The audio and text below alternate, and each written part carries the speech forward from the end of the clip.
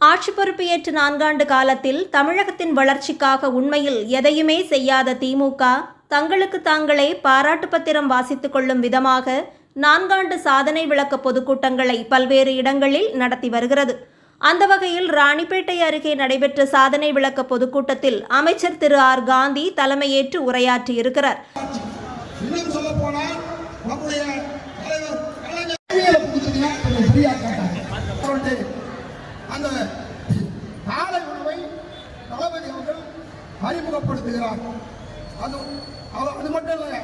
அவரை தொடர்ந்து தலைமை கழக பேச்சாளர் திரு செங்குன்றம் உரையாற்ற எழுந்தபோது பெண் தொண்டர்கள் உள்ளிட்ட பலரும் இருக்கைகளை காலி செய்து எழுந்து சென்றதால் சலிப்புடன் அவர் பேச்சை பாதியிலேயே நிறுத்திய காணொளி தற்போது இணையத்தில் வைரலாகி வருகிறது.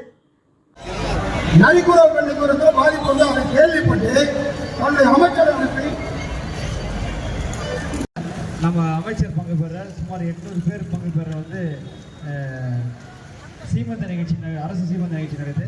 நீங்கள் அனைவரும் நன்றி உரை நகர இளைஞரணி அமைப்பாளர் தம்பி அஜ்மல் அவர்கள் தெரிவித்துக் கொள்கிறேன்.